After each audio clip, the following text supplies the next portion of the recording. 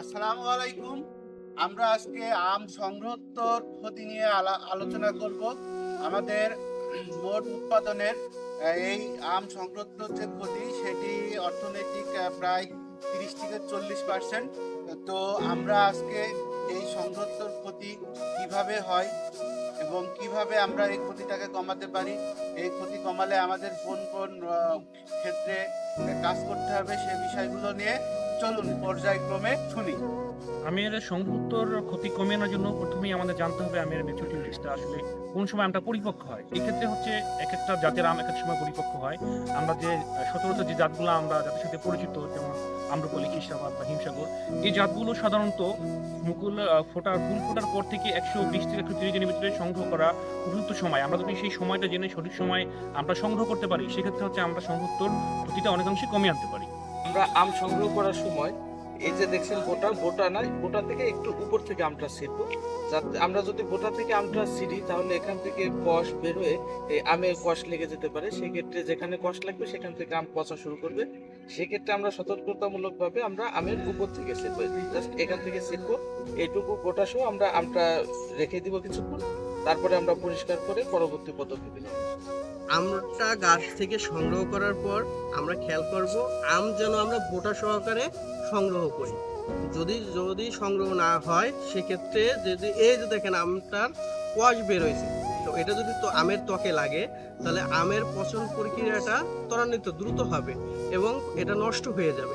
তো এক্ষেত্রে আমরা কি করব, এক্ষেত্রে আমরা আমটাকে এভাবে চটের উপর রাখবো যাতে আমটা কষটা নিষ্কাশন হয়ে যায় এবং ত্বকের গায়ে না লাগে।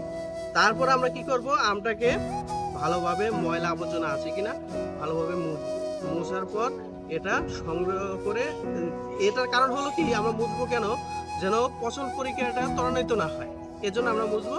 এখন আমি কথা বলবো আমের শর্টিং এবং গ্রেডিং নিয়ে। শর্টিং করার কারণ হচ্ছে এখানে আপনারা দেখতে পাচ্ছেন রোগাক্রান্ত, পোকায় আক্রান্ত এবং আঘাতপ্রাপ্ত আম। এই আমগুলো অন্যান্য ভালো আমের সঙ্গে থাকলে ভালো আমগুলো দ্রুত নষ্ট হবে এবং সেগুলো খাওয়ার অনুপযোগী হতে পারে। সে কারণে আমরা এই রোগাক্রান্ত, পোকায় আক্রান্ত এবং আঘাতপ্রাপ্ত আম বাছাই করে ফেলে দেব। এবারে আসি গ্রেডিং নিয়ে। গ্রেডিং করার মূল কারণ হচ্ছে আপনারা দেখতে পাচ্ছেন এখানে ছোট, বড়, মাঝারি বিভিন্ন সাইজের আম আছে। আমরা যদি আকার অনুযায়ী এবং পরিপক্কতা অনুযায়ী আমগুলোকে বাছাই করে আলাদা করি, সেক্ষেত্রে কৃষক বাজার মূল্য বেশি পাবে এবং আমের গুণগত মান ভালো থাকবে। আপনারা দেখতে পাচ্ছেন আম সংগ্রহের পর ক্যারেটে সংগ্রহ করা হয়েছে, কিন্তু যে পাত্রে সংগ্রহ করা হয়েছে সেই পাত্রে এরকম নোংরা একটি অবস্থা, যেখানে আম রাখার পরবর্তী সময়ে সংক্রমণ ঘটতে পারে এবং পাত্রের যে ধরনের ময়লা রয়েছে আমরা দেখতেই পাচ্ছি পাত্রের কি অবস্থা।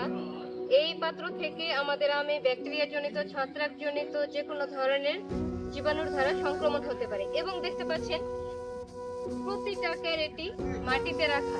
এই ক্ষেত্রে মাটিতে থাকা যত ধরনের জীবাণু আছে যে কোনো জীবাণু ধারাই কি হতে পারে, সংক্রমিত হতে পারে। এক্ষেত্রে আমাদেরকে কি করতে হবে, যদি সংগ্রহোত্তর ক্ষতি আমরা কমিয়ে আনতে চাই, অবশ্যই ক্যারেটে আম সংগ্রহ করার পর ক্যারেটটি একটি উঁচু স্থানে রাখতে হবে, যার দ্বারা আমার মাটিজনিত যে জীবাণুগুলো আছে মাটিতে থাকে সেসব জীবাণু দ্বারা আমের সংগ্রহোত্তর ক্ষতি কমিয়ে আনা যাবে। এই আপনারা দেখছেন যে এখানে গ্রেডিং করা যে আমগুলো আছে এর কোয়াশ ধরানো হয়েছে। এখন এর যে পরিবহনকে করার ক্ষেত্রে এর টাইমকে বাড়ানোর জন্য পাকার যাতে করে দ্রুত না পাইকে যায়, সেজন্য আমরা এই আমটা কি করবো, এই গরম পানি যেটা 50 থেকে 55 ডিগ্রি সেন্টিগ্রেড তাপমাত্রা পানির ভিতরে আমরা 10 মিনিট এই আমটাকে ভিজিয়ে রাখবো, যাতে করে এর ভিতরের যে পাকার যে কার্যক্রমটা ধীর গতিতে হয়। এই আমটাকে আমরা গরম পানি থেকে ফুটিয়ে একটা শুকনা কাপড়ের উপরে শুকাতে দেবো। এরপরে এই আমটাকে আমরা মুছে একটা জায়গায় রাখবো মাটি থেকে উপরে, যাতে করে মাটির সঙ্গে স্পর্শে না আসে।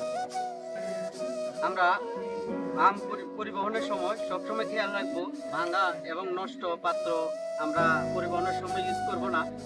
এবং আমরা আম পরিবহনের সময় সবসময় খেয়াল রাখবো পাকা পরিপক্ক আমগুলো ক্যারেটের নিচে না রাখে কাঁচা আমগুলো ক্যারেটে সাজিয়ে পাকা আমগুলো উপরে রাখবো, যাতে পাকা আমগুলো ক্ষেত্রে না দিয়ে চাপ খেয়ে অন্য আমগুলো সহ নষ্ট না হয়।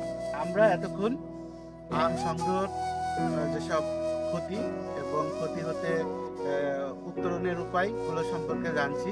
সেখানে আমরা পরিপক্ক আম সম্পর্কে জানছি, কিভাবে সংগ্রহ পর আমরা সংরক্ষণ করব, কিভাবে পরিবহন করব, কখন গ্রেডিং শর্টিং করব, কোন তাপমাত্রায় আমরা রাখলে পারে আম বেশি দিন থাকবে, সব বিষয়ে আমরা জানছি। তো আশা করি আমরা এখন থেকে আম সংগ্রহ যে ক্ষতি, সেই ক্ষতির হাত থেকে রক্ষার জন্য এই নিয়মগুলো মেনে চলব।